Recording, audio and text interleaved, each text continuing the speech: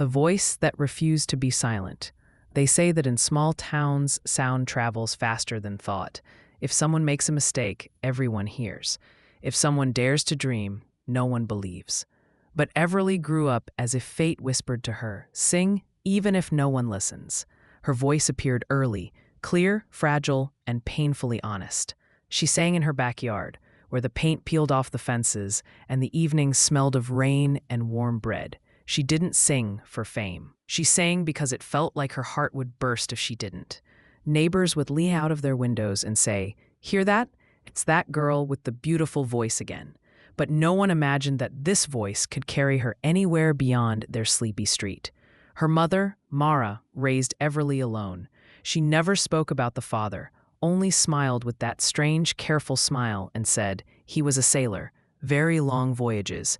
As Everly grew older, she realized this answer wasn't an answer at all, but a curtain covering something her mother refused to face. At 14, Everly finally said the words that had been living inside her for years. "I'm going to be a singer." A neighbor laughed. "In this town, sweetheart, keep dreaming. But dreams are strange. If you hold them long enough, they start holding you." When Everly turned 17, a traveling music festival came into town. Nothing grand, just a moving stage and a few young performers hoping to be noticed. Everly wandered backstage after one of the acts canceled last minute. The organizer panicked. Does anyone know how to sing anything? Everly surprised even herself when her hand went up. They put her on stage just to fill the time. People barely paid attention. Kids ran around, someone sold lemonade, and old couples chatted. But when Everly sang her first line, the noise softened. By the chorus, the entire festival fell silent. After the performance, a man approached her. Around 40, a little worn around the edges, but his eyes were warm. "You have no idea how powerful your voice is," he said. "If you want, I can help you get an audition in the city." He handed her a card with only his name and number. "Who are you?" Everly asked. He smiled with a sadness she didn't understand. "A very old friend of your family." Before she could ask more, he disappeared into the crowd. Everly brought the card home, but her mother snatched it and hid it so deeply it felt like she was burying it. "Don't trust strangers," she warned sharply. "The city will eat you alive." Everly said nothing, but her heart trembled. Her mother knew this man, and he looked at Everly as if she were something personal, a memory, a story left unfinished. Weeks later, Everly found the hidden card. That morning she said, "Mom, I'm going to that audition." Mara froze. "To where?" "To the city." "With who?" "Alone." Her mother sank onto a chair. "You don't know what that world is like. I don't want them to do to you what they did to me." "What did he do?" Everly whispered. "The man you call the sailor." Her mother closed her eyes as if the truth itself hurt. "You're too young." "I'm not," Everly said gently. "And I'm going." And she did. The city greeted her the way it greeted most people, with indifference and cold pavement. The producer's promise turned out to be only a ticket into a long, unforgiving line. Hundreds of singers stood ahead of her. Some were older, some younger, some breathtakingly talented. She waited 4 hours. They listened to her for 40 seconds.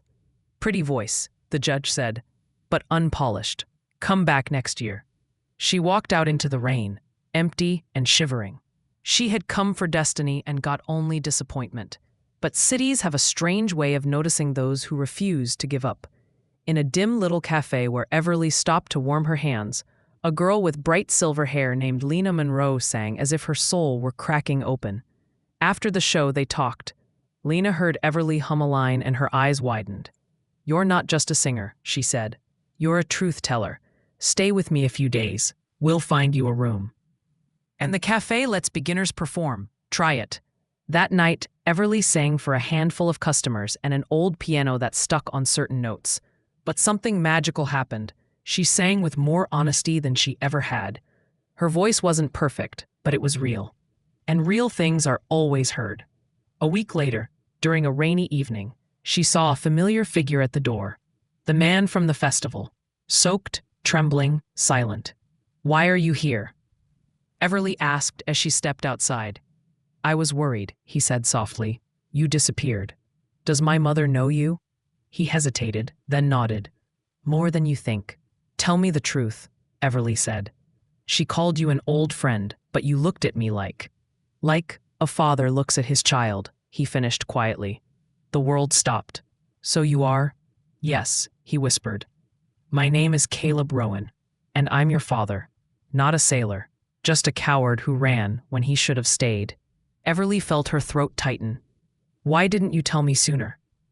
Because I didn't think I deserved to. But I watched you grow, from afar. I was at every town concert. You just never noticed. She stared at him, at the regret, at the love, at the years he lost.